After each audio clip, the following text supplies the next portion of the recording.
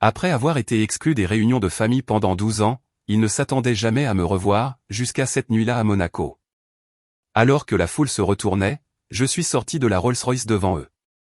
Et pour la première fois, ils ont vu à quoi ressemblait le succès sans eux. Leurs sourires se sont figés. La soie de ma robe captait la lumière du matin alors que je me tenais devant la baie vitrée. Monaco s'étendait en dessous de moi, pierre pâle, au bleu et une perfection excessive. J'ai relevé le menton face à mon reflet. 12 ans de silence ne m'avaient pas affaibli, ils m'avaient appris à marcher sans demander la permission. Mes cheveux, autrefois sauvages et sombres, étaient maintenant lisses. J'ai coincé une mèche derrière mon oreille et je me suis entraîné à sourire, un sourire poli, indéchiffrable, le genre qui pousse les gens à se demander ce que vous savez qu'ils ignorent. Quelque part en bas, le chauffeur attendait pour m'emmener au Gala Automobilorum. Ce soir, je défilerai devant les photographes, serrerai la main d'homme pour qui le pouvoir était un parfum, et je ferai semblant que rien de tout cela ne faisait plus mal. Le reflet a changé et soudain, j'avais de nouveau 23 ans, debout dans la salle à manger de mon père à Newport Beach. L'odeur du café, le cliquetis de l'argenterie. Charles Grant était assis en bout de table, tenant un journal si fermement qu'il se froissait. Mon visage me fixait depuis la première page, Grant Harris abandonne UCLA. Il a claqué le journal sur la table. Tu as couvert cette famille de honte. Je me souviens de mon cœur qui battait la chamade, mais ma voix était stable, je veux construire quelque chose par moi-même. Il a ri une fois, sèchement. Tu tournes le dos à tout ce que nous t'avons donné. Très bien, pars. Mais ne reviens pas quand tu auras échoué. Ma mère, Eleanor, n'a rien dit. Elle a juste regardé de l'un à l'autre, ses doigts se resserrant autour du pied de son verre. Elle était terrifiée à l'idée de perdre sa place dans son monde. Ma sœur, Samantha, fixait son assiette. Personne n'a bougé pour m'arrêter. J'ai fait ma valise en silence. Chaque recoin de cette maison semblait plus froid que dans mes souvenirs. Sur le seuil, je me suis retourné une fois, espérant stupidement que quelqu'un m'appellerait. Personne ne l'a fait. Le son de la porte se refermant derrière moi était plus doux que je ne l'avais prévu, mais il a tranché net. Quand on quitte un endroit qu'on a un jour appelé son foyer, on n'emporte pas des souvenirs, on emporte des cicatrices. J'ai passé cette nuit-là dans un motel près de la Pacific Coast Highway, l'océan murmurant à travers les murs. Je me souviens m'être assise sur le bord du lit, comptant l'argent dans mon portefeuille, me disant que je ne leur demanderais plus jamais d'aide. Je ne savais pas à quoi ressemblerait le lendemain, je savais juste qu'il devait être à moi. Le souvenir s'est estompé aussi vite qu'il était venu. La fenêtre à Monaco me fixait en retour. La même femme, un monde différent. Dehors, des yachts dérivaient comme des fantômes blancs. À l'intérieur, l'air sentait le parfum et le pouvoir. J'ai glissé mon téléphone dans ma pochette, jeté un dernier regard dans le miroir. Mon reflet ne tremblait plus. J'avais appris à cacher le tremblement sous l'immobilité. L'ascenseur a sonné alors que les portes s'ouvraient. Je suis entré, mes talons résonnant contre le marbre. Les murs en miroir ont capturé une douzaine de versions de moi, la fille qui est partie, la femme qui revient, celle qui avait cessé d'attendre des excuses. Mon cœur a battu une fois, fort, alors que l'ascenseur commençait sa lente descente. J'ai fermé les yeux et j'ai laissé le bourdonnement des câbles remplir le silence. Il ne le savait pas encore, mais ce soir, le destin allait me rendre tout ce qu'il m'avait pris. Et quand les portes s'ouvriraient, je serais prête. Le bruit des vagues était la seule chose qui me tenait compagnie ce premier hiver à Los Angeles. Mon appartement était à peine assez grand pour un lit, une commode et une fenêtre qui donnaient sur le Pacifique. Mais l'océan me rappelait que quelque chose de vaste existait encore au-delà de ce que j'avais perdu. Le loyer était en retard, mes chaussures avaient des trous, et mon CV ressemblait à une liste d'erreurs. Pourtant, je réglais mon réveil à 5 heures chaque matin. Si je ne pouvais rien contrôler d'autre, je pouvais au moins contrôler ça. Au lever du soleil, j'étais sur mon vélo, pédalant vers le petit hôtel sur Ocean Avenue où je travaillais à la réception. L'air salin me piquait les yeux. Je répétais les mêmes mots dans ma tête à chaque tour de pédale, tu n'as besoin de personne pour te choisir, tant que tu ne cesses pas de te présenter. Le hall sentait le café bon marché et le vernis à meubles. J'ai épinglé mon badge, lissé mon blazer et souri avant même que le premier client ne franchisse les portes. Ce n'était pas faux, c'était une armure. Ce matin-là, un homme en costume de lin a frappé du poing sur le comptoir. J'attends ma suite depuis 20 minutes. Est-ce que vous savez ce que signifie le service client ici? J'ai jeté un coup d'œil à l'ordinateur, j'ai vu le retard et j'ai dit calmement, Monsieur Langford, je comprends votre frustration. Laissez-moi vous installer dans notre chambre avec vue sur l'océan. C'est offert par la maison pour le désagrément. Sa colère s'est dégonflée comme un ballon. Bon, très bien. Assurez-vous simplement que mes bagages y soient montés. Bien sûr. Je lui ai tendu la nouvelle carte clé, j'ai souri alors qu'il partait d'un pas lourd, puis j'ai expiré quand il a été hors de vue. Quand je me suis retourné, une femme se tenait près du bord du hall. Fin de la cinquantaine, élégante de cette manière naturelle que l'argent donne parfois, cheveux gris tirés en un chignon bas, tailleur bleu marine. Elle m'observait avec intérêt, un soupçon de sourire aux lèvres. Vous avez bien géré ça, dit-elle en se rapprochant. Êtes-vous la directrice ici? J'ai secoué la tête. Juste une réceptionniste. Étudiez-vous le commerce ou l'hôtellerie? Non. J'ai rencontré son regard, me sentant étrangement sans peur. J'ai étudié la survie. Elle a ri doucement, comme si elle ne s'attendait pas à de l'honnêteté. C'est la meilleure des formations. Elle a fouillé dans son sac et en a sorti une simple carte blanche. Je suis Eleanor Hay. J'investis dans les gens qui font fonctionner les choses quand elles ne devraient pas. Si jamais vous êtes prête pour une opportunité, appelez-moi. J'ai pris la carte, je l'ai remerciée et je l'ai glissée dans mon portefeuille. Le nom semblait lourd, comme s'il appartenait à un monde qui m'avait toujours refusé. Cette nuit-là, dans mon minuscule appartement, j'ai fixé cette carte sous la lumière jaune. Je voulais croire que c'était réel, mais l'espoir m'avait déjà brûlé. Je l'ai glissée dans le tiroir à côté de mon lit et je me suis dit de ne plus y penser. Une année a passé. La routine n'a jamais changé, se réveiller, travailler, dormir. J'ai économisé chaque pourboire, chaque dollar d'heure supplémentaire, jusqu'à ce que mon compte d'épargne affiche 4 chiffres pour la première fois. Je ne l'avais toujours pas appelé. Je ne pensais pas que quelqu'un comme Eleanor se souviendrait d'une fille comme moi. Puis, un jeudi matin de 2015, mon téléphone a sonné alors que je pliais des draps dans l'arrière-boutique. Une voix douce a dit, « Mademoiselle Grant, ici Eleanor Hay. J'espère que vous êtes toujours aussi intrépide que ce jour-là à la réception. » Je me suis figé, le drap à moitié plié. « Madame Hay, je ne pensais pas que vous vous souviendriez de moi. Je reconnais le cran quand je le vois. Pouvez-vous me rencontrer demain? Il y a un café sur Rodeo Drive, 10 heures. » Le lendemain, je suis arrivé dans mon seul blazer propre, serrant un sac à main de friperie. Le café sentait l'espresso et l'argent. Eleanor était assise près de la fenêtre, la lumière du soleil auréolant ses cheveux d'argent. Elle a souri comme si elle m'avait attendu depuis toujours. J'ai observé quelques propriétés côtières, commença-t-elle en faisant glisser un dossier sur la table. De petits complexes sous-développés qui pourraient prospérer avec la bonne vision. Vous avez cette vision, mademoiselle Grant. Vous n'avez tout simplement pas le capital. C'est là que j'interviens. J'ai feuilleté les pages, des photos de cottages usés par le temps, des notes de son écriture soignée. Vous m'offrez un emploi. Je vous offre un partenariat. J'investirai 200 000 $. Vous gérez les opérations, l'image de marque, tout. Si ça réussit, nous partageons les bénéfices. Si ça échoue, je prends la perte. J'ai cligné des yeux, incertaine d'avoir bien entendu. Pourquoi moi? Ses yeux se sont adoucis. Parce que vous me rappelez qui j'étais avant de laisser le monde me dire ce que je ne pouvais pas faire. Mon pouls battait à tout rompre dans mes oreilles. Le nombre sur le papier aurait aussi bien pu être 1 million. Je pouvais presque entendre mon père se moquer, qualifier cela de folie. C'était une raison suffisante pour dire oui. Pourtant, j'ai demandé tranquillement, où est le piège? Pas de piège, dit-elle. Juste une promesse, vous travaillerez plus dur que vous ne l'avez jamais fait de votre vie. Et si cela réussit, vous ne laisserez jamais personne vous dire que vous avez eu de la chance. J'ai signé le contrat les mains tremblantes. Elle a tendu sa paume. Je l'ai serré, sentant le poids de quelque chose d'irréversible. Quand je suis sorti, le ciel au-dessus de Beverly Hills était d'un bleu doux et indulgent. J'ai marché jusqu'au bout de la ville, où je pouvais voir la ligne faible de l'océan au loin. J'ai murmuré à moi-même, presque en riant, je l'ai fait. Puis, plus doucement, ne foire pas tout. Cette nuit-là, je n'ai pas pu dormir. Je n'arrêtais pas de rejouer ces mots, j'investis dans les gens qui font fonctionner les choses quand elles ne devraient pas. Pour la première fois depuis que j'avais quitté la maison, je ne fuyais pas quelque chose, je courais vers quelque chose.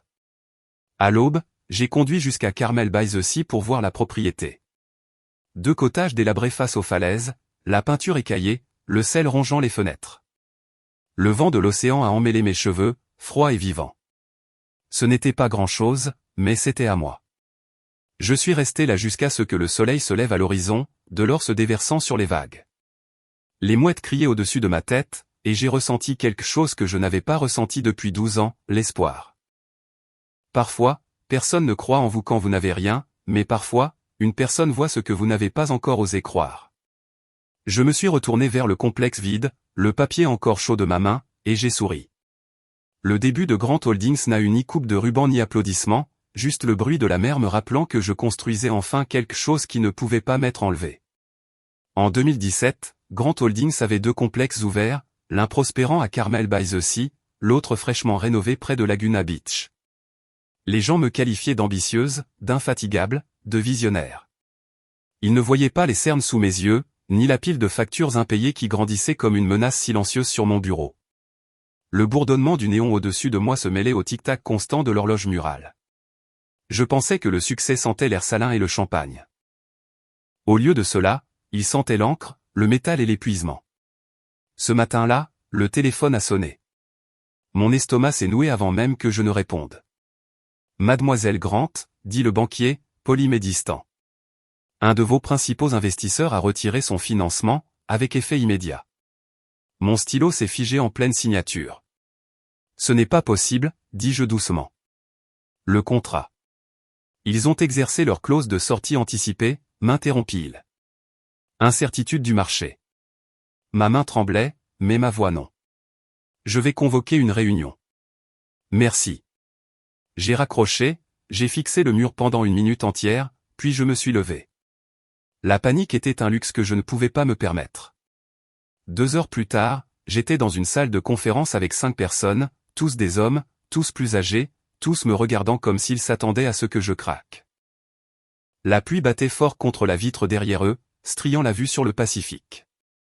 L'un d'eux, le directeur financier, a dit doucement, sans ce capital, la propriété de Carmel ne pourra pas payer les salaires le mois prochain. J'ai regardé les chiffres sur l'écran. Des millions que je n'avais pas. Des employés qui dépendaient de moi.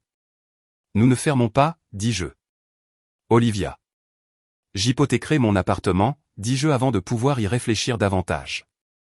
L'utiliser comme garantie. Nous comblerons le manque.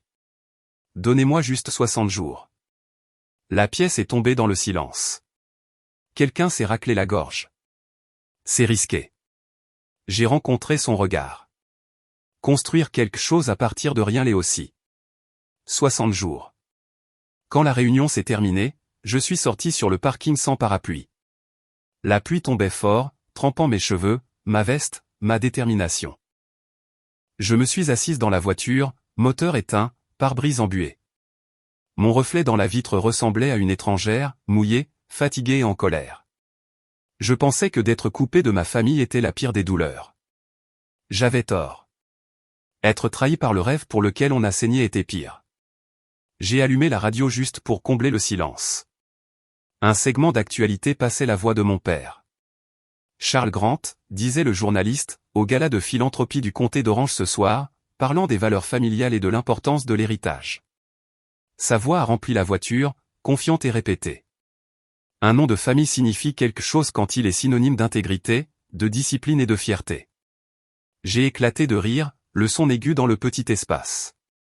Fierté, intégrité. L'homme n'avait pas appelé sa fille depuis 12 ans mais pouvait encore sermonner sur les valeurs familiales à la télévision en direct. Peut-être que l'héritage n'est qu'un mot que les hommes riches utilisent pour excuser leurs échecs, ai-je marmonné, essuyant la pluie de ma joue, qui aurait pu être des larmes. Le téléphone a vibré sur mes genoux. Numéro inconnu. J'ai failli l'ignorer. Puis j'ai vu les initiales sur l'écran, EH Eleanor. Ma voix s'est brisée quand j'ai répondu. J'ai entendu parler de votre investisseur, dit-elle, calme comme toujours. Vous ne m'avez pas appelé. Je ne voulais pas demander plus. Ce n'est pas de ça qu'il s'agit. C'est une question de confiance. Vous avez construit quelque chose de réel, Olivia. Je ne vais pas vous laisser le perdre parce qu'un lâche a eu froid aux yeux. J'ai dégluti difficilement. Qu'est-ce que vous voulez dire? Je dis que j'investirai un autre $250 000. Sans condition. Juste une promesse, n'osez pas abandonner maintenant. Pour la première fois ce jour-là, ma gorge s'est nouée. Je ne sais pas comment vous remercier. Vous l'avez déjà fait, dit-elle doucement, en n'abandonnant pas. La ligne a cliqué. J'ai regardé le téléphone, incrédule, puis mon reflet trempé dans la vitre. La pluie avait cessé sans que je m'en aperçoive. Je suis sorti de la voiture. La tempête avait éclairci l'air, piquant de sel. Je pouvais à nouveau entendre l'océan, régulier et vivant, les vagues se brisant contre les falaises en contrebas. J'ai marché vers le bord jusqu'à ce que les embruns me frappent le visage. Les nuages se sont écartés, laissant la lumière du soleil filtrer. J'ai incliné la tête en arrière, les yeux fermés, sentant la chaleur sur ma peau. La peur n'a pas disparu, mais elle a desserré son emprise. Les gens pensent que le succès est une ligne droite. Ce n'est pas le cas. C'est tomber encore et prétendre que les bleus font partie du design. Cette nuit-là, je suis resté au Carmel Resort. Les couloirs sentaient le vernis à bois et l'air salin, le même parfum qui m'avait réconforté quand je n'avais rien. J'ai traversé le hall vide pieds nus, le sol en marbre froid sous mes pieds. Demain, il y aurait des contrats à réécrire, des investisseurs à convaincre, du personnel à rassurer. Mais pour l'instant, il y avait le calme. Je me suis assise dehors sur la terrasse surplombant la mer. L'horizon était bleu pâle, presque argenté. Mes mains tremblaient encore de l'adrénaline, du soulagement, du poids de ce que j'avais failli perdre. Quelque part là-bas, mon père était probablement encore sur scène, recueillant les applaudissements pour des mots qu'il ne vivait pas. Et moi, j'étais là, trempée, épuisée, mais vivante. Toujours debout sur mes deux pieds. Le vent s'est levé, fouettant mes cheveux sur mon visage. J'ai souri faiblement, murmurant dans l'air salin, « Vous ne m'avez pas brisé ». Les vagues ont répondu avec leur rythme sans fin, de la même manière qu'elles l'avaient toujours fait. Je suis resté assise là jusqu'à ce que la dernière lumière s'éteigne, et pour la première fois depuis longtemps, je me suis permis de croire que peut-être, je pouvais encore gagner. En 2020, les bureaux de Grant Holdings ne ressemblaient en rien aux espaces exigus que je louais autrefois. Les murs de verre s'ouvraient sur le centre-ville de Los Angeles, la lumière du soleil se déversant sur l'acier et le marbre. D'ici, je pouvais voir la ligne d'horizon scintiller à travers le smog. Cela me rappelait quelque chose qu'Eleanor m'avait dit un jour, « Quand tu pourras enfin voir la ville d'en haut, n'oublie pas à quoi elle ressemblait depuis la rue. » Ce matin-là, je rencontrais un candidat pour le nouveau poste de directeur des opérations. Jason Moore est arrivé 10 minutes en avance, portant un costume gris sur mesure mais sans arrogance. Il tenait son CV dans une main et un carnet dans l'autre. Il y avait quelque chose de délibéré dans sa façon de se tenir, comme s'il avait déjà décidé du type d'impression à faire. Il s'est assis en face de moi, balayant du regard la vue panoramique avant de se retourner. « J'ai lu des articles sur Grant Holdings, dit-il. Vous vous êtes développé rapidement pour une entreprise qui a commencé il y a moins de 10 ans. Je suis curieux. Les gens disent que vous avez commencé comme réceptionniste d'hôtel. Est-ce vrai? » J'ai souri légèrement. Presque. J'ai commencé en me faisant mettre à la porte de ma propre maison. Il a cligné des yeux, puis a ri doucement. C'est une façon de commencer un CV. Je n'embauche pas pour le charme, monsieur Moore, dis-je d'un ton neutre. J'embauche pour l'endurance. Ce travail ne consiste pas à maintenir les choses stables, il s'agit de construire pendant que le sol tremble. Il a hoché la tête. Je comprends la volatilité. J'ai travaillé 12 ans chez Horizon Travel Group. Nous avons traversé 2 récessions et une fusion qui a failli nous tuer. Qu'est-ce qui vous a fait partir?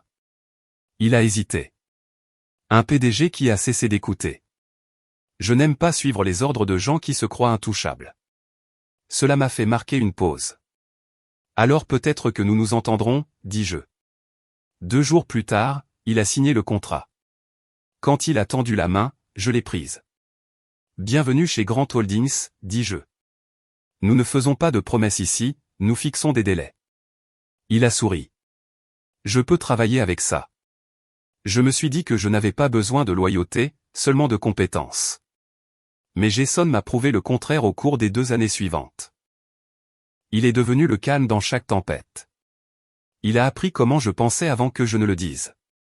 Il pouvait anticiper mon hésitation avant même que je ne la montre. Une fois, après une longue négociation qui a failli échouer, il est entré dans mon bureau avec 2 cafés et a dit « On a survécu à pire, n'est-ce pas ?» Ce n'était pas une question, c'était une déclaration de fait. En 2022, notre entreprise avait grandi au-delà de ce que j'avais osé imaginer. 3 complexes hôteliers, 2 partenariats avec des investisseurs internationaux, et une démangeaison persistante que je ne pouvais ignorer, le sentiment qu'il était temps de regarder au-delà de la côte américaine. Au cours d'une réunion de stratégie un après-midi, Jason a affiché une carte numérique. L'Europe, dit-il simplement. Nous sommes prêts. Je me suis penché sur la table de conférence. Montre-moi où. Il a zoomé sur la Riviera. Un cercle rouge est apparu autour de Monaco. C'est petit, mais le nom a du poids. Les touristes, les liens commerciaux, le marché du luxe, tout est aligné avec notre marque. Et il y a le gala automobile au Rhum. Tous ceux qui comptent dans l'hôtellerie et la finance y assistent. Le mot Monaco flottait dans l'air comme un défi. L'endroit que je n'avais vu que dans les magazines. Le monde que ma famille se vantait de visiter. Le genre qui avait semblé autrefois inaccessible. Faisons-le, dis-je enfin. Passe les appels. Nous aurons besoin de sponsoring, d'accès. Quelques mois plus tard, notre équipe financière a mené un audit complet pour préparer l'expansion. Jason est entré dans mon bureau tard un vendredi, un dossier à la main, son expression prudente. Je dois te montrer quelque chose, dit-il. Un des plus petits fonds de notre portefeuille, Westbridge Capital, s'avère être partiellement soutenu par Grand Développement Group. Il a fallu une seconde pour que le nom fasse tilt. Grand Développement ? Il a hoché la tête. La société de ton père. L'air dans la pièce est devenu immobile. Mon reflet dans le mur de verre me fixait, la mâchoire serrée. Quelle est l'exposition ? 3% de notre base d'investissement totale. Si nous liquidons, nous perdons peut-être 4 ou 5 millions. J'ai pris le dossier, les feuilletés, balayant des chiffres qui se brouillaient. L'idée que la moindre parcelle de l'empire de mon père ait touché le mien me retournait l'estomac. Vent, dis-je. Jason a froncé les sourcils. Olivia, c'est une réaction épidermique. C'est une propriété indirecte, ils ne réalisent probablement même pas qu'ils sont impliqués. Alors ça ne leur manquera pas. Je ne veux pas un seul dollar de son nom dans mes livres. Il a hésité. Nous allons subir une perte. J'ai levé les yeux. La liberté coûte ce qu'elle coûte. Il m'a étudié un instant, puis a hoché la tête. Je m'en occupe. Cette nuit-là, après que tout le monde soit parti, je me suis tenu près de la fenêtre et j'ai regardé les lumières de la ville pulser en dessous. Quelque part là-bas, mon père était probablement assis dans son bureau de Newport Beach, croyant qu'il contrôlait encore le récit. Mais j'en écrivais un autre. À la fin de ce trimestre fiscal, nous avions vidé le compte. Les livres étaient propres. Chaque centime dans nos registres provenait maintenant d'un travail pour lequel j'avais lutté. Quelques mois plus tard, Jason est entré avec un dossier intitulé « Gala Automobile au Rhum 2025, proposition de partenariat ». Ils ont accepté notre offre de sponsoring, dit-il en posant le dossier sur mon bureau. Nous serons un partenaire hôtelier vedette. Rolls-Royce est à bord aussi. C'est une énorme opportunité de relations publiques. J'ai feuilleté la proposition. Les images scintillaient, des lustres en cristal, des réceptions en bord de mer et la scène du gala sous les étoiles de Monaco. Es-tu sûr qu'on peut se le permettre, ai-je demandé, à moitié souriante. Il a rendu le sourire. On ne peut pas se permettre de ne pas le faire. Quand il est parti, je suis resté à mon bureau, fixant le mot Monaco sur la page de couverture. Mes doigts ont tracé le logo en relief de Rolls-Royce en feuille d'argent. Monaco. La terre des intouchables. L'endroit où mon père faisait autrefois des voyages d'affaires auxquels je n'étais jamais invité à participer. Maintenant, ce serait la scène où tout reviendrait au point de départ. Le lendemain matin, j'ai signé le contrat. Le stylo semblait plus lourd que d'habitude, le moment trop calme pour ce qu'il signifiait. Alors que je regardais ma signature sécher sur la page, j'ai murmuré « Monaco, l'endroit où le passé s'incline enfin ». La lumière du soleil a attrapé le reflet de l'emblème Rolls-Royce sur le mur de la salle de conférence, et pendant un instant, je me suis vu là, vêtus d'argent, marchant sous les mêmes lumières qui leur avaient autrefois appartenu. L'air nocturne de Monaco était lourd de parfum et d'argent. La musique s'échappait du pavillon au rhum, ce genre de jazz suave qui donnait aux gens l'impression d'être important. Les flashs des ampoules éclataient comme des feux d'artifice alors que la Rolls-Royce Phantom ralentissait devant le tapis rouge. Je pouvais voir mon reflet dans la vitre teintée, posé, intouchable, tout ce que j'avais passé 12 ans à devenir. La portière s'est ouverte. Le son extérieur a frappé comme une vague, des voix, des appareils photo, mon nom. Olivia Grant a appelé quelqu'un, la plus jeune PDG a sponsorisé le gala de cette année. La foule s'est écartée alors que je posais le pied sur le tapis, robe argentée, boucle d'oreilles en diamant, chaque éclat de lumière rebondissant sur moi comme une preuve de mon existence. À l'intérieur, la salle de bal brillait d'or. Les lustres jetaient de la lumière sur des tables en cristal, le bourdonnement des coupes de champagne s'élevant au-dessus de l'orchestre. J'ai pris une profonde inspiration. Chaque pas était délibéré, stable, contrôlé. Il ne s'agissait pas de vengeance, il s'agissait de reconnaissance. De l'autre côté de la pièce, une voix familière a ri. Je me suis tourné légèrement. Le profil de mon père, parfaitement éclairé. Charles Grant se tenait à côté de ma mère, sa posture toujours la même, imposante, fière, distante. Samantha était avec eux, se penchant pour murmurer quelque chose. Je n'avais pas vu leur visage depuis plus d'une décennie, mais les détails ne s'étaient pas estompés, le collier de perles de ma mère, les boutons de manchette de mon père gravés du blason familial, les symboles de tout ce dont on m'avait dit que je n'étais pas digne. Je me suis dirigé vers la scène alors que le maître de cérémonie ajustait le microphone. Mesdames et messieurs, l'événement de ce soir vous est présenté par l'une des sociétés hôtelières à la croissance la plus rapide au monde, Grant Holdings. Veuillez accueillir notre sponsor principal, la PDG Olivia Grant. La pièce est devenue silencieuse. Le rire de mon père s'est arrêté en plein milieu. Sa main s'est figée autour de son verre. Eleanor s'est retournée brusquement, les yeux écarquillés, cherchant dans la foule jusqu'à ce qu'elle me trouve.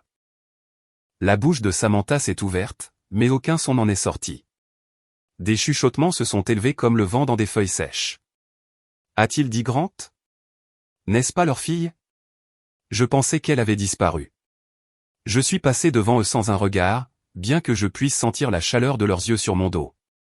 Mon cœur était calme, régulier. Je me suis dit, continue de marcher. Ta place est ici. Les lumières de la scène étaient chaudes. J'ai fait face à la foule, j'ai souri légèrement. Bonsoir, dis-je dans le microphone. C'est un honneur d'être ici ce soir, parmi tant de gens qui comprennent ce que signifie construire quelque chose qui dure. Des applaudissements ont parcouru la salle. J'ai regardé l'auditoire, mon regard balayant juste assez pour trouver la table près du centre, celle de mes parents. Le visage de mon père était devenu pâle. Le verre de vin a glissé de sa main et s'est brisé contre le sol en marbre. Eleanor a porté sa main à sa bouche. J'ai laissé la pause s'étirer, pas assez longtemps pour être cruel, juste assez longtemps pour être mémorable. Il pensait que j'avais disparu, ai-je dit doucement, les mots destinés uniquement à moi, mais je n'étais que hors scène. Quand je suis descendu de l'estrade, l'animateur m'a remercié, ignorant le courant qui passait sous les applaudissements polis. J'ai attrapé le sourire du maître de cérémonie, j'ai hoché la tête une fois et je me suis tourné vers l'arrière de la salle. En passant devant la table de ma famille, j'ai pu entendre le plus faible souffle de ma mère. Olivia, a-t-elle murmuré, mi-prière, mi-incrédulité.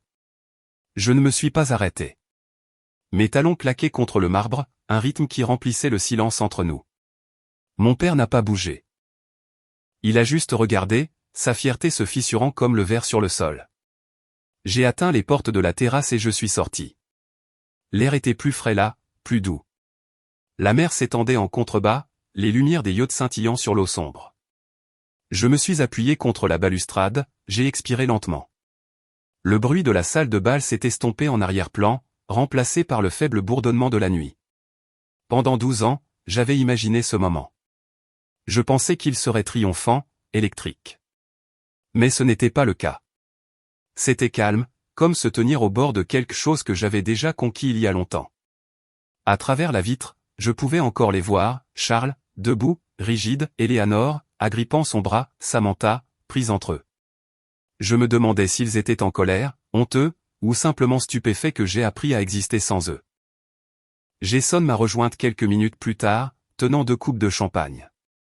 Tu l'as fait, dit-il en m'en passant une. J'ai souri légèrement. Non, dis-je, je leur ai juste rappelé qui je suis. Il a trinqué son verre contre le mien. C'est mieux que n'importe quel discours. Nous sommes restés là en silence, le bruit des vagues et la musique lointaine remplissant l'espace entre les mots. Derrière la vitre, les invités ont repris leur rire, le tintement des verres masquant la fracture qui venait de traverser l'image parfaite d'une famille. J'ai jeté un dernier regard vers mon père. Il me regardait toujours, l'expression indéchiffrable. Les yeux de ma mère brillaient dans la lumière. Un instant, j'ai cru qu'elle allait s'approcher. Elle ne l'a pas fait. L'orchestre à l'intérieur est passé à une chanson plus lente. Les lumières se sont tamisées, la foule s'est déplacée vers la piste de danse. J'ai posé ma coupe vide sur la balustrade, mon reflet scintillant faiblement dans la vitre. Cette nuit-là, je ne leur ai pas parlé. Je n'en avais pas besoin. Le silence entre nous disait tout ce que les mots ne pouvaient pas. Alors que les premières notes de jazz se propageaient dans la nuit, je me suis détourné de la salle de bal, le bourdonnement des appareils photos s'estompant derrière moi.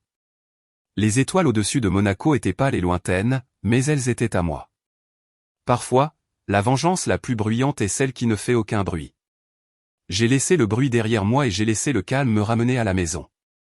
2 jours après le gala, mon nom était partout. Internet avait fait ce qu'il fait toujours, transformer un moment de silence en spectacle.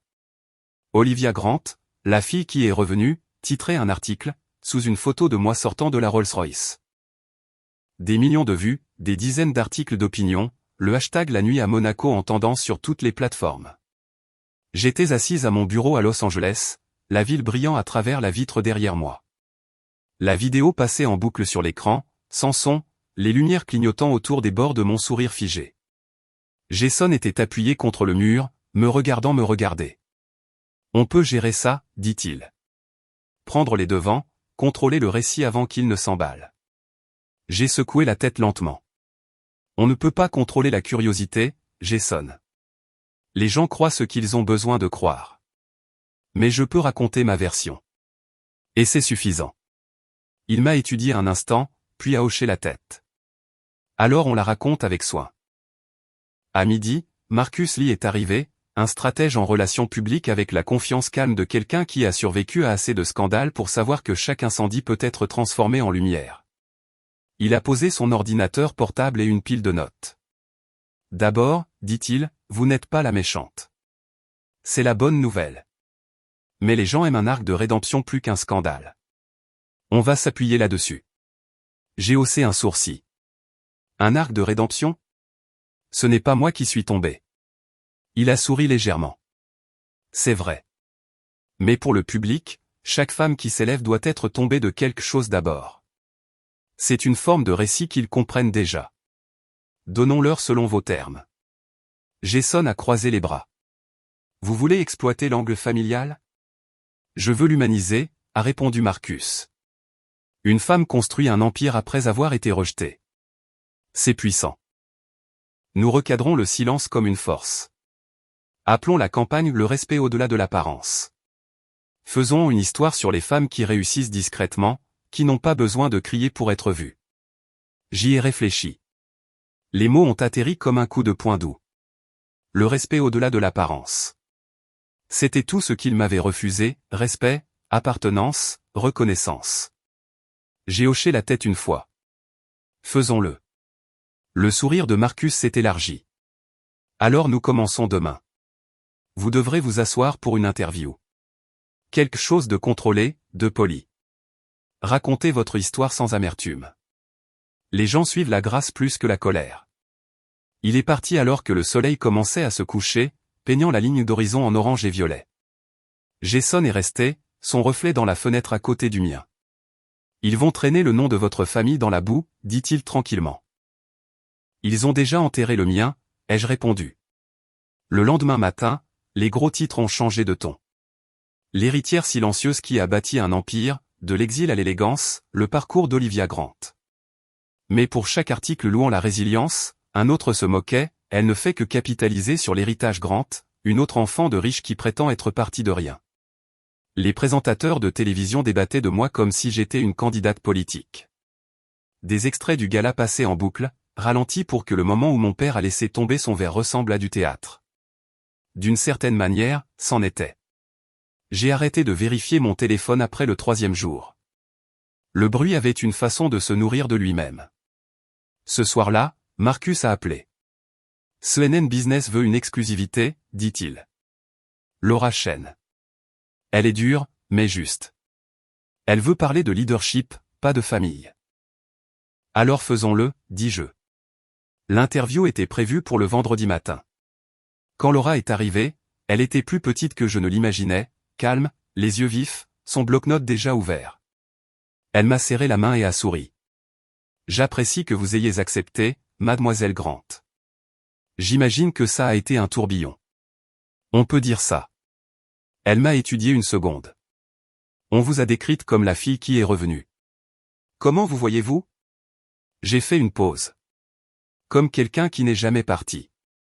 Qui a juste cessé d'attendre d'être invité. Elle a hoché la tête, griffonnant des notes. Et les rumeurs selon lesquelles votre entreprise a reçu un financement indirect du groupe de votre famille. J'ai rencontré son regard. Nous avons coupé tous les liens il y a des années. Il n'y a pas un centime d'eux dans tout ce que j'ai construit. Son stylo s'est arrêté. Intéressant. Parce que selon nos recherches préliminaires, la société holding de votre père a déposé une demande de vente de plusieurs actifs au dernier trimestre. L'un d'eux lié à votre projet européen. Mon estomac s'est glacé. Vous dites qu'il a investi en nous? Pas directement, dit-elle prudemment. Mais assez pour faire les gros titres si quelqu'un voulait semer le trouble. Je l'ai remercié, j'ai terminé l'interview et je l'ai raccompagné. Quand la porte s'est fermée, je me suis appuyé contre elle, le cœur battant fort dans mes oreilles. Jason est entré quelques minutes plus tard, le visage pâle. Tu l'as vu, demanda-t-il. À l'instant. Il s'est frotté la nuque. L'équipe de Laura a appelé pour confirmer les détails. Ils ont des documents montrant que la société de votre père avait une petite participation dans l'un de nos partenaires. Ils présentent ça comme si vous aviez utilisé le nom de famille pour reconstruire votre empire. Ma voix a baissé. Ils préparent le terrain pour quelque chose de plus grand. Jason a hoché la tête, l'air sombre. Un procès, probablement. Pour diffamation. Il prétendra que votre parrainage au gala a nui à sa réputation. L'idée aurait dû me mettre en colère. Ce ne fut pas le cas. C'était juste prévisible, comme regarder une vieille pièce de théâtre avec une nouvelle distribution.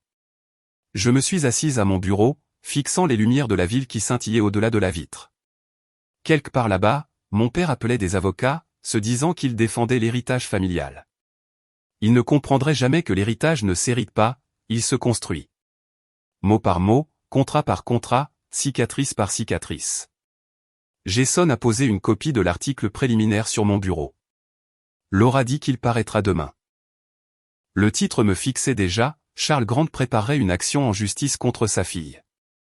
Je l'ai pris, j'ai lu le premier paragraphe, puis je l'ai reposé soigneusement. Il ne restait plus de colère, juste un étrange calme, propre.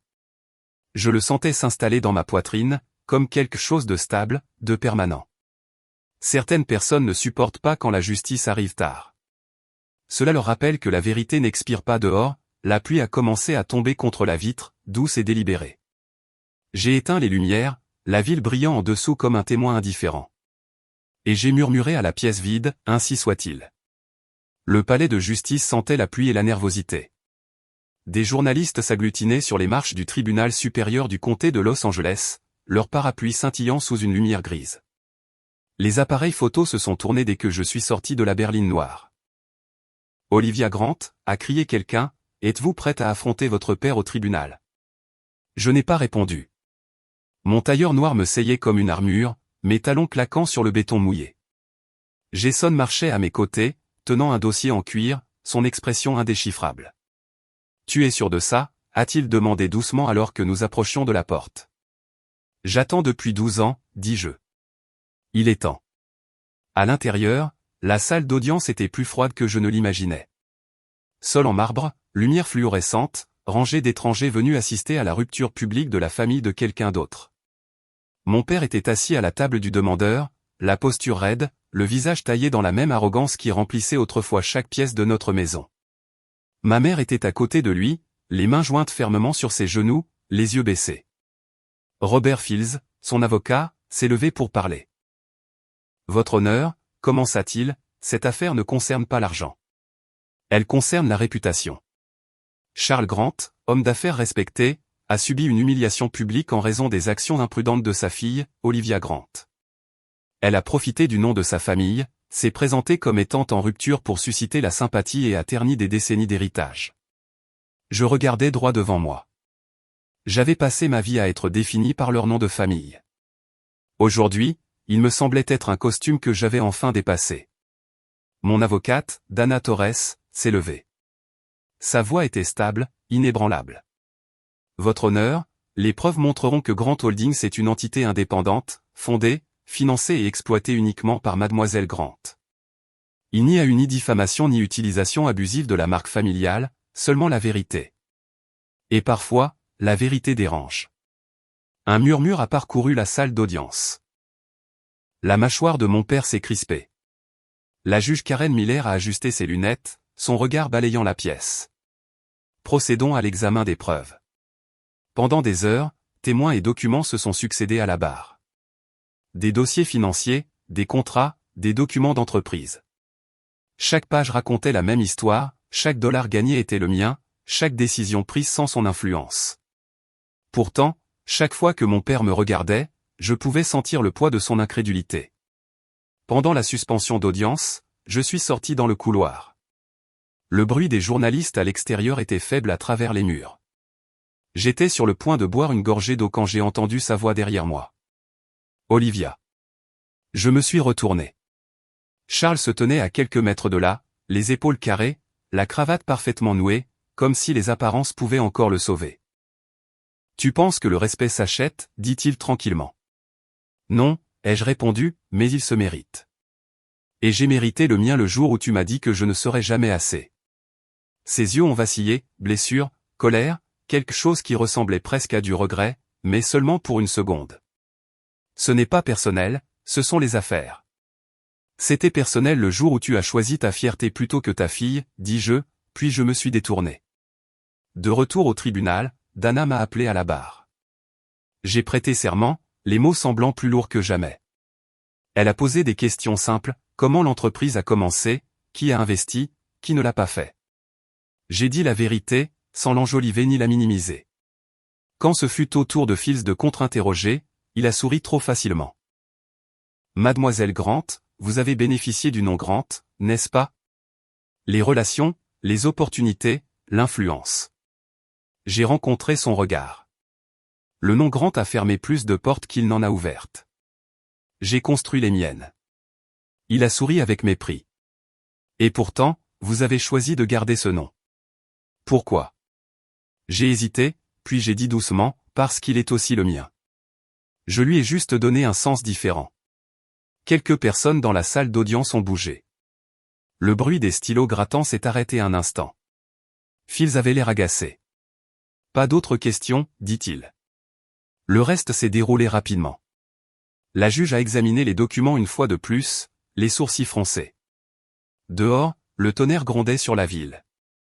Quand elle a finalement parlé, l'air est devenu immobile. La Cour ne trouve aucun fondement pour la diffamation ou l'utilisation abusive de la réputation de la famille Grant. Les preuves montrent que Grant Holdings est une entité indépendante, et Mademoiselle Grant ne porte aucune faute légale ou éthique. L'affaire est classée. Les mots ont atterri comme une porte qui se ferme. Mon père n'a pas bougé, ses yeux fixés sur la juge, l'incrédulité se durcissant en quelque chose de plus sombre. Ma mère a couvert sa bouche, ses épaules tremblantes.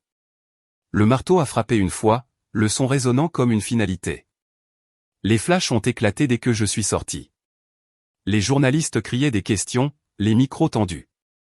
Jason a bloqué l'appareil photo le plus proche alors que nous traversions la foule. Mademoiselle Grant, que voulez-vous dire à votre père?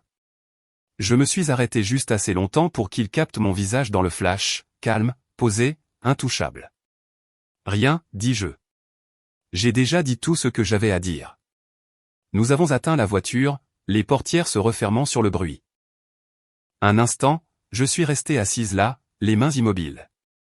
Le silence était épais, mais pas vide. Jason s'est tourné vers moi. Tu as gagné. J'ai regardé l'orage qui éclatait sur la ville. Je n'avais pas besoin de gagner, dis-je doucement. J'avais juste besoin qu'ils arrêtent de dire que j'avais tort. La pluie a commencé à tomber plus fort, lavant les marches du palais de justice. Alors que les lumières s'estompaient derrière nous, la pluie tombait tôt ce matin-là, douce et grise contre les fenêtres de mon bureau. La ville en contrebas semblait floue, presque miséricordieuse. Je passais en revue des contrats quand mon assistante a frappé. « Il y a quelqu'un qui demande à vous voir », dit-elle doucement. Elle n'a pas de rendez-vous. Je n'ai pas levé les yeux. Dites-lui de contacter Jason et de prendre rendez-vous. Une pause. Elle a dit que son nom est Eleanor Grant. Le stylo a glissé de ma main. Un instant, tout ce que j'ai pu entendre, c'est le bourdonnement du climatiseur et la pluie. Faites-la monter, ai-je dit finalement. Quand les portes de l'ascenseur se sont ouvertes, ma mère est sortie, tenant une petite enveloppe, ses bords usés et jaunis. Son parapluie goûtait de la pluie sur le sol en marbre. Même après toutes ces années, elle se déplaçait comme si elle avait peur de prendre de la place. Le gardien de sécurité a hésité. Jason, debout près de l'entrée, a fait un petit signe de tête. « C'est bon, dit-il. » Elle s'est approchée lentement, les yeux balayant le bureau, les murs de verre, les couvertures de magazines encadrés, les plaques avec mon nom. Quand son regard m'a trouvé, elle s'est arrêtée. « Olivia » a-t-elle murmuré. « Maman. » Le mot est sorti plus stable que je ne l'attendais. Je me suis levé, indiquant la chaise en face de mon bureau. « Assieds-toi. » Elle a obéi, les mains tremblant légèrement alors qu'elle posait l'enveloppe sur la table.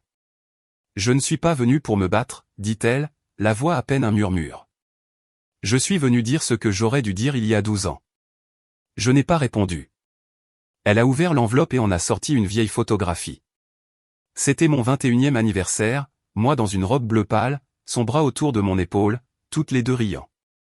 J'avais oublié que ce moment existait. Ses doigts ont effleuré la photo. « J'ai eu tort, dit-elle. Quand ton père t'a mise à la porte, je ne l'ai pas arrêté. J'avais peur de lui, du monde, de ce que les gens penseraient de moi. Je pensais que le silence maintiendrait la paix. Je l'ai regardée, cette femme qui m'avait semblé autrefois indestructible, maintenant assise en face de moi comme une confession incarnée. Ton silence n'a pas maintenu la paix, dis-je tranquillement. Il a juste rendu la guerre plus silencieuse. Des larmes ont rempli ses yeux. Je sais. Je le vois maintenant. Chaque titre, chaque photo de toi seul. J'ai vu la femme que tu es devenue et j'ai réalisé que je ne méritais pas de t'appeler ma fille. J'ai expiré lentement. Tu n'as pas besoin de mon pardon, maman. Tu as besoin de comprendre que je ne suis pas ton ennemi. Je ne l'ai jamais été. Elle a tendu la main sur la table, hésitante, et a posé sa main sur la mienne. Sa peau était froide, fragile. Je comprends maintenant, dit-elle. J'aimerais seulement avoir compris plus tôt. Pendant un long moment, aucune de nous n'a parlé. La pluie a rempli le silence. Ce n'était pas le pardon, pas encore. Mais c'était quelque chose de proche. Quand elle est partie, elle s'est retournée sur le seuil. Tu es plus forte que je ne l'ai jamais été, Olivia, dit-elle doucement. Ne laisse pas ça te rendre amère. Je n'ai pas répondu, j'ai juste hoché la tête, la regardant disparaître dans l'ascenseur. Cette nuit-là, je n'ai pas pu dormir.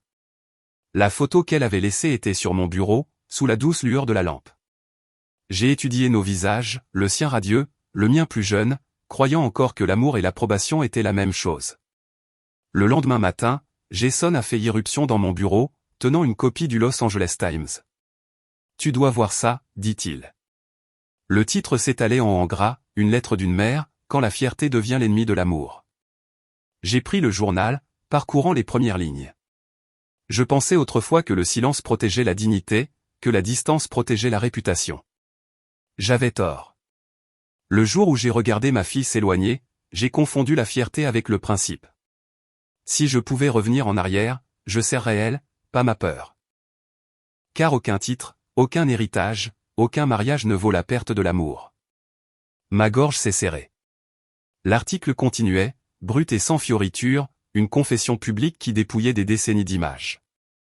Si ma fille lit ceci, j'espère qu'elle sait que je suis fier, non pas à cause de son succès, mais parce qu'elle est devenue tout ce que j'avais trop peur d'être.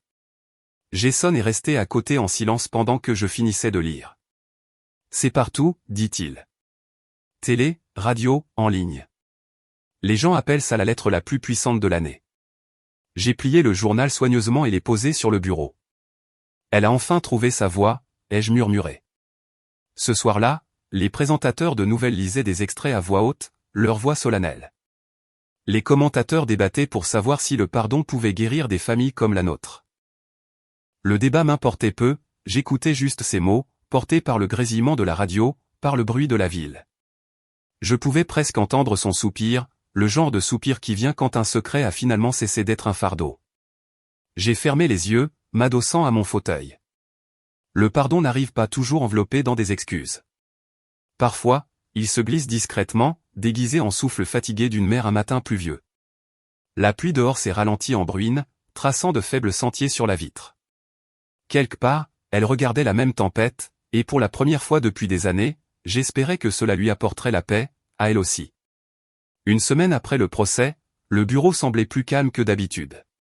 Le chaos était passé, les journalistes étaient passés à autre chose, et pour la première fois depuis des mois, il y avait de l'espace pour respirer. Jason a frappé doucement à ma porte et a posé un dossier sur mon bureau. Nouveau candidat pour le Carmel Resort, dit-il. Tu devrais voir celui-ci personnellement. J'ai ouvert le dossier, parcourant le CV. Le nom m'a arrêté, Clara Jensen. Je ne l'avais pas entendu depuis 12 ans, mais il a ramené l'odeur du marbre poli et du parfum cher, le genre d'air qui faisait oublier aux gens d'être gentils. Au bas de la page, une note, ancienne employée de la famille Grant. Emploi terminé en 2013. J'ai levé les yeux. Tu es sûr que c'est la même Clara? Jason a hoché la tête. A travaillé pour le domaine de tes parents à Newport. Superviseur de la conciergerie. Elle gère une petite auberge côtière près de Monterey depuis 2017. Ils disent quelle est la raison pour laquelle elle est encore debout. Organise un entretien, dis-je tranquillement. Le lendemain matin, la salle de conférence était silencieuse quand elle est entrée. Clara avait maintenant la quarantaine, ses cheveux plus courts, sa posture prudente. Elle s'est arrêtée près de la chaise et a hésité, serrant son sac. Je ne pense pas que vous vous souviendrez de moi, mademoiselle Grant. J'ai souri faiblement. Si, je me souviens. J'étais sur l'escalier le jour où ma mère vous a renvoyé. Ses yeux se sont écarquillés, et un instant, elle n'a pas semblé savoir quoi faire de ses mains. Je ne pensais pas que quelqu'un avait remarqué. Je remarque tout ce que les gens pensent pouvoir faire en toute impunité, dis-je doucement. Asseyez-vous, s'il vous plaît. Nous avons parlé pendant 1 heure. Elle a parlé des années après son licenciement, de la difficulté à trouver du travail avec une recommandation qui n'est jamais venue, de comment elle a nettoyé des chambres d'hôtel pour vivre tout en élevant 2 enfants, de comment elle a finalement réussi à se reconstruire, morceau par morceau. Elle ne s'est pas plainte. Elle a raconté l'histoire comme quelqu'un récitant des bulletins météo, de manière factuelle et épuisée. J'ai écouté, sans l'interrompre. Je me suis souvenu de l'expression sur son visage ce jour-là en 2013, l'humiliation d'être informé qu'elle n'était pas assez distinguée pour les standards Grant. À l'époque, je n'avais rien dit non plus. Quand elle a terminé, elle a croisé les mains, attendant. Puis-je vous demander, dit-elle doucement, pourquoi vous avez voulu me rencontrer? Il y a des managers plus jeunes, plus expérimentés. Parce que je sais ce que ça fait d'être mise à l'écart, dis-je. Sa lèvre a tremblé. Elle a cligné des yeux rapidement, comme pour retenir ses larmes. Vous n'êtes pas obligé de faire ça pour moi, mademoiselle Grant. Je ne le fais pas pour vous, dis-je. Je le fais parce que personne ne l'a fait pour moi. J'ai signé les papiers, j'ai fait glisser le contrat sur la table. Ce n'est pas de la charité. C'est de la justice. Elle a fixé la page un long moment avant de prendre le stylo. Sa main tremblait alors qu'elle signait son nom. Quand elle a levé les yeux, des larmes striaient ses joues. Merci, a-t-elle murmuré. Remerciez-vous vous-même, dis-je. Vous l'avez mérité. Quand elle est partie, Jason est entré, fermant la porte derrière lui. Ça s'est bien passé, dit-il. Elle mérite le poste, ai-je répondu. Ma mère n'a jamais vu sa valeur. Jason m'a étudié un instant, puis a baissé la voix. Il y a autre chose. Je n'étais pas sûr de devoir te le dire, mais Charles est de retour à Newport. On dit qu'il ne va pas bien. Quelques-uns de ses anciens partenaires ont dit qu'il vend des propriétés. Je me suis figé. Sa santé? Jason a hésité. Physique, peut-être. Mental, certainement. Il est différent. Les gens disent qu'il quitte à peine la maison. Je me suis adossé à mon fauteuil, fixant la fenêtre. La ville scintillait sous le soleil de fin d'après-midi, un contraste saisissant avec l'image grise qui se formait dans mon esprit, mon père, assis seul dans cette immense demeure, remplie de tout sauf de chaleur. Jason a repris la parole, plus doucement. Il pourrait demander à te voir. Je n'ai pas répondu tout de suite. La pensée de lui faire face à nouveau a fait naître une lueur de quelque chose que je ne pouvais nommer, colère, pitié, peut-être les deux. Fais-moi savoir s'il me contacte, ai-je dit finalement. Jason a hoché la tête, a commencé à partir, puis s'est retourné. Tu sais, dit-il, tu pourrais tout laisser tomber maintenant. Tu as déjà gagné. J'ai baissé les yeux sur le contrat signé de Clara, toujours posé sur mon bureau. Gagner n'est pas toujours le but, dis-je. Parfois, il s'agit de réparer les choses qui auraient dû être justes depuis le début. Quand il est parti, je me suis dirigé vers la fenêtre. Les lumières de la ville commençaient à s'épanouir sous un ciel qui s'assombrissait. Quelque part le long de la côte, l'océan frappait les falaises près de Carmel, implacable et constant, le même rythme qui m'avait porté jusqu'ici. Dehors, l'horizon brûlait d'or avant de s'estomper dans le bleu. Je pouvais voir mon reflet dans la vitre, plus âgée, plus forte, et peut-être enfin prête à affronter la faim que j'avais fui. Je suis resté là un long moment, regardant la lumière disparaître. Le bureau derrière moi s'est assombri, le bruit de la ville se dissolvant dans le silence. Puis j'ai murmuré à la vitre, presque comme une promesse à moi-même, chaque histoire trouve son heure des comptes. Même la sienne. Et quelque part, loin, alors que le dernier coucher de soleil s'enfonçait dans le Pacifique, j'ai senti la marée commencer à tourner.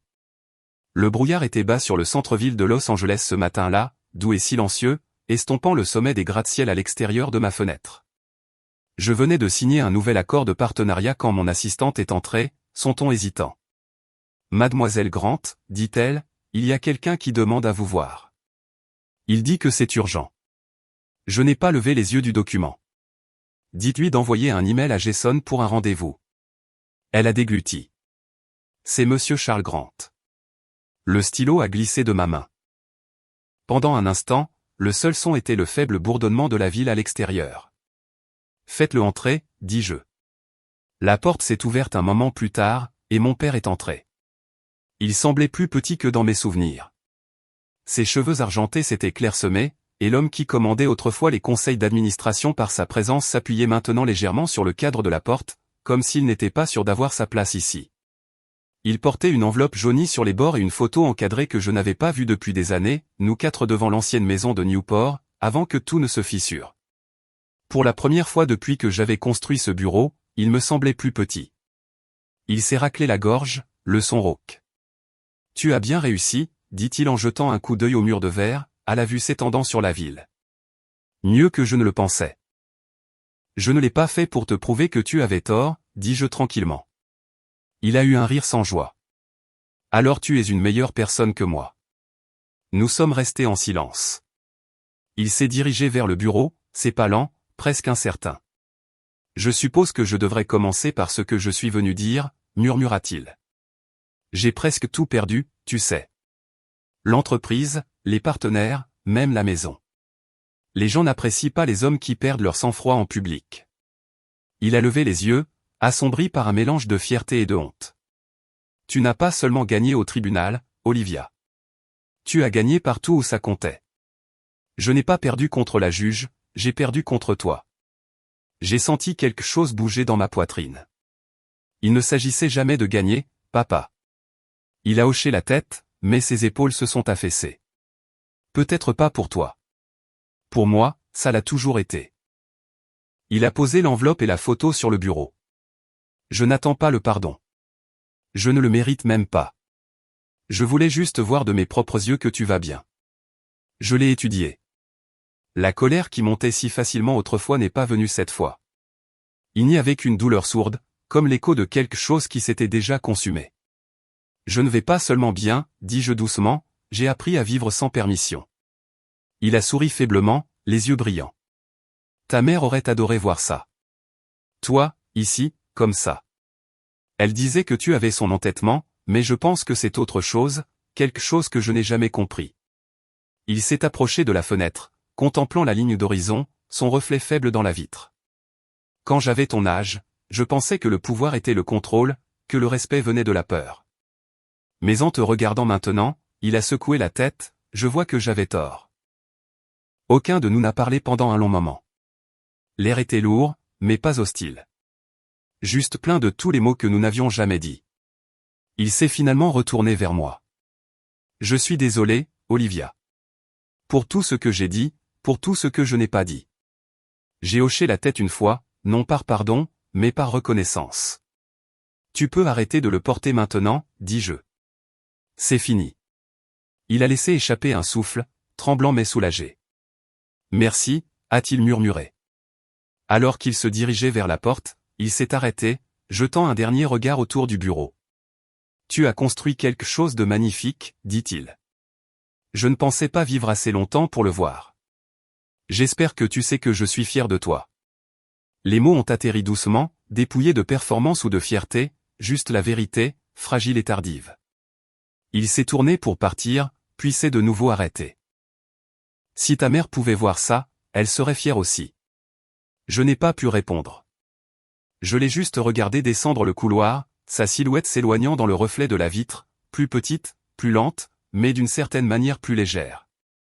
Quand les portes de l'ascenseur se sont fermées derrière lui, je me suis assise et j'ai fixé la photographie qu'il avait laissée. Nous sourions dessus, la main de ma mère posée sur mon épaule, la cravate de mon père de travers. La lumière du soleil sur la photo était vive et nette, d'une époque où je croyais encore aux choses incassables. Dehors, le brouillard se levait, la ville en dessous reprenait forme. Il y a des fins qui n'ont pas besoin de larmes, seulement de silence. Deux personnes se tenant sur les rives opposées du même fleuve, voyant enfin le reflet de l'autre. J'ai plié la lettre sans l'ouvrir, je l'ai placée à côté de la photo et j'ai murmuré à la pièce vide, « Au revoir, papa ». Puis je me suis retourné vers la fenêtre, la dernière brume matinale se dissipant dans la lumière. Une année a passé avant que je ne réalise à quel point l'air était devenu plus léger. Le bruit s'était estompé, les procès, les gros titres, les chuchotements. Ce qui restait était plus calme, mais plus fort, comme une marée qui avait enfin trouvé son rythme. La salle de bal de l'Ocean View Resort brillait de nuances d'or ce soir-là. Des cordes jouaient doucement en arrière-plan, le bourdonnement des conversations se mêlant au son des vagues à l'extérieur. Le gala de charité battait son plein, chaque table éclairée par des bougies vacillant contre la vitre. C'était la première fois que Grant Holdings organisait quelque chose par lui-même, un événement non pas pour les investisseurs, non pas pour le prestige, mais pour un but. Je me tenais sur scène, regardant les invités. Ce soir, ai-je commencé, ma voix portant facilement à travers la salle, nous célébrons les femmes qui nous rappellent que la résilience ne demande pas la permission. La bourse au-delà de l'apparence financera des femmes entrepreneurs à qui l'on a dit qu'elles n'étaient pas assez, qui ont été sous-estimées, négligées ou réduites au silence. Des applaudissements chaleureux et sincères se sont élevés. Mes yeux ont trouvé Eleanor sur le côté de la scène. Elle se tenait avec un presse-papier, gérant les détails de dernière minute, sa posture détendue d'une manière que je n'avais jamais vue. Samantha était à côté d'elle, lui chuchotant quelque chose qui la fait rire. Clara, au fond de la salle, dirigeait le personnel avec la précision de quelqu'un qui savait combien il en coûtait de regagner la confiance. Je suis descendu de la scène, serrant des mains, posant pour des photos, répondant à des compliments polis. L'énergie était douce, presque sereine. Une femme d'une 60aine d'années s'est approchée, appareil photo à la main. « Mademoiselle Grant, dit-elle gentiment, pourrais-je avoir une photo avec votre famille ? J'ai entendu dire qu'ils sont ici ce soir. » J'ai souri. « Ma famille n'est pas dans le cadre, dis-je. Elle est dans les leçons que j'ai dû apprendre pour arriver ici. » Elle a semblé perplexe une seconde, puis a souri en retour. « C'est magnifique. » L'appareil photo a flashé, figeant l'instant. Plus tard, alors que la nuit s'étirait, Jason m'a trouvé près de la table des desserts. « Tu as bien fait, dit-il. Les gens adorent le programme. Et les donateurs, eh bien, ils parlent déjà d'expansion. Je suis contente, dis-je. Il est temps que nous construisions quelque chose qui survive au bruit. Il a levé son verre dans un petit toast. Au silence, alors. J'ai ri doucement. À ce qui vient après. Alors que la foule se clairsemait, je suis sorti sur la terrasse pour prendre l'air. L'océan s'étendait sous la falaise, noir et infini, le clair de lune traçant des fils sur sa surface. À l'intérieur, la musique s'est adoucie en un lent morceau de jazz. Je pouvais voir ma mère à travers la vitre, sa main reposant légèrement sur le bras de Samantha. Ses yeux ont rencontré les miens à travers la pièce. Elle a souri, un petit sourire, fatigué mais paisible. J'ai hoché la tête en retour. Clara est apparue à côté de moi quelques minutes plus tard, tenant une tablette. « Désolée de vous interrompre, dit-elle. Je voulais que vous voyiez ça avant que le communiqué de presse ne parte. » Elle me l'a tendu. L'écran affichait le rapport trimestriel pour Ocean View. Les chiffres étaient plus élevés que je ne les avais jamais vus. Profit record, dit-elle, souriant à travers ses larmes. On l'a fait. J'ai levé les yeux de l'écran. Non, dis-je doucement, c'est toi qui l'as fait. Elle a essuyé ses yeux rapidement. Vous m'avez donné une seconde chance. Et tu l'as transformée en un avenir, ai-je répondu. Elle a ri, embarrassée, et est retournée à l'intérieur, la porte se refermant doucement derrière elle. Je suis resté là un moment de plus, écoutant les vagues en contrebas. La lune était basse sur l'horizon, pâle et parfaite. Quelque part à l'intérieur, des verres teintés et des rires s'échappaient sur la terrasse, se mêlant au son régulier de la mer. Le pardon ne réécrit pas ce qui s'est passé, il l'empêche simplement de décider qui vous êtes. Quand les derniers invités sont partis, le personnel a commencé à débarrasser les tables. J'ai traversé la salle maintenant vide, l'odeur de champagne et d'air salin flottant dans la pièce. Mes talons claquaient doucement contre le marbre, résonnant comme un rythme que je connaissais par cœur. Sur le seuil, je me suis retourné une dernière fois. Les lumières étaient tamisées, seules quelques bougies brûlaient encore. Eleanor se tenait près du fond, fermant un dossier. Elle a levé les yeux, a rencontré mon regard, et pour la première fois depuis des années, il n'y avait aucune distance dans ses yeux, juste une compréhension tranquille. Elle a articulé les mots, à peine visibles, « Je suis fier de toi ». J'ai hoché la tête, souriant faiblement. Certaines blessures ne se referment pas avec des excuses, elles se referment quand on cesse d'en attendre une. Dehors, le vent portait l'odeur de l'océan. Je suis sorti, le laissant emmêler mes cheveux. La nuit était calme, l'air épais de sel et de possibilités. Le clair de lune scintillait sur l'eau comme 1000 petits miroirs. Je l'ai regardé longtemps, sentant le monde ralentir autour de moi. Derrière moi, les lumières du complexe brillaient comme des lanternes guidant le passé au repos. J'ai murmuré aux vagues, nous sommes enfin quittes.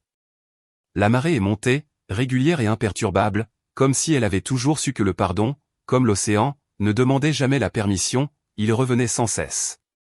La côte d'azur scintillait sous le ciel du début de soirée, la mer se pliant et se dépliant contre les rochers comme un tissu d'argent. La Rolls-Royce Phantom a ralenti devant l'entrée grandiose du palais des congrès de la Riviera. Les flashs ont éclaté, les caméras se sont tournées vers la portière, et un instant, le monde a retenu son souffle. Cela faisait 1 an depuis le gala, 1 an depuis que le monde m'avait vu comme la fille qui était revenue. Ce soir était différent. La signature du contrat ferait de Grant Holdings l'une des principales marques hôtelières d'Europe. Cette fois, la foule ne cherchait pas le scandale, elle cherchait le succès. Le chauffeur a ouvert la portière. Mon talon a touché le tapis rouge en premier, délibéré et calme. L'air bourdonnait au rythme des obturateurs et des applaudissements murmurés. Les lumières ne piquaient plus, elles semblaient chaudes, presque accueillantes. Olivia Grant a appelé quelqu'un de la presse, de retour à Monaco. Dites-nous, qu'est-ce que ça fait de revenir là où tout a commencé? J'ai souri légèrement.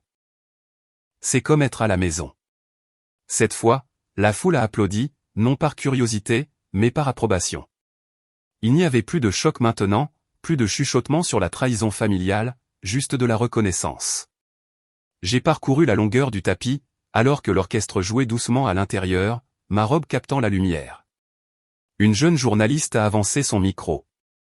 Mademoiselle Grant, beaucoup se souviennent encore du moment de l'année dernière. Les retrouvailles, le silence. Avez-vous toujours du ressentiment envers votre famille? Je me suis arrêté juste assez longtemps pour que les caméras se concentrent. Non, dis-je simplement. Je suis trop occupé à vivre. Des rires ont parcouru la presse. Ce n'était ni défensif ni cruel, c'était de la compréhension. La vérité n'avait besoin d'aucune performance. À l'intérieur, l'espace de l'événement scintillait de lumière cristalline. J'ai signé l'accord final, l'encre coulant, lisse et stable. Les applaudissements ont suivi, les bouchons de champagne ont sauté, et je me suis tenu sous le lustre pendant que les cadres me serraient la main, un par un. Mon visage serait à nouveau dans les gros titres demain, mais cette fois, les mots seraient différents, succès, leadership, indépendance. Quand tout fut terminé, je suis sorti, loin du bruit. Le tapis rouge était presque vide maintenant, les photographes passant à leur prochaine histoire. J'ai dit à mon chauffeur que je marcherais un peu et j'ai commencé à descendre la promenade. L'air sentait le sel et le jasmin. Les lumières de la ville vacillaient sur la surface de la Méditerranée, douce et infinie. Mon reflet me suivait dans les vitrines des magasins et les flaques d'eau, plus âgées maintenant, plus stables. Je ne fuyais plus les fantômes, je marchais à leur côté. Au loin, la musique s'échappait d'une fête sur un toit. Ça ressemblait à des rires, à la vie qui continue sans avoir besoin de permission. J'ai souri à cette pensée. Le succès n'a jamais été une question de qui le remarquait, mais de finalement ne plus avoir besoin qu'il le fasse. J'ai atteint le bord de la marina, où les yachts brillaient sous le clair de lune. Je me suis arrêté et je me suis appuyé contre la balustrade, le vent tirant des mèches de cheveux sur mon visage. La lueur des phares de la Rolls-Royce derrière moi scintillait sur l'eau, transformant chaque vague en miroir. Ils pensaient que j'avais disparu, mais je ne faisais que me préparer à revenir. Pendant des années, j'ai pensé que la vengeance signifiait leur faire ressentir ce que j'avais ressenti. Mais là, j'ai réalisé la vérité, le succès, ce n'est pas de faire regretter qui que ce soit, c'est de ne plus jamais avoir besoin de leur approbation. J'ai fermé les yeux, laissant l'océan remplir le silence. La voix de mon père, la lettre de ma mère, les années d'exil et de bruit, tout cela s'est fondu dans le son des vagues. C'était fini. Pas avec des feux d'artifice, mais avec la paix. Quand j'ai ouvert les yeux, la lune était basse et pleine au-dessus de l'eau. Mon reflet me regardait, sans colère, sans chagrin, juste du calme. Il croyait autrefois que la justice devait être bruyante, que la valeur venait de la victoire, que le respect était quelque chose à accorder par les autres. Mais là, sur ce balcon de lumière et de mer, je savais mieux. Le respect n'est pas un privilège, c'est le strict minimum. J'ai jeté un dernier regard à l'horizon avant de me tourner vers la voiture qui attendait. La nuit semblait légère, les lumières de la ville scintillant sur ma robe comme de petites étoiles indulgentes. Alors que je montais dans la voiture, une pensée a émergé, claire, simple, inébranlable. Ils avaient raconté mon histoire pendant 12 ans. Ce soir, je l'avais terminée moi-même. Et à quiconque gardant encore son silence, attendant toujours d'être vu, je dirais ceci, partagez votre histoire de silence, car parfois, le silence parle plus fort que la vengeance.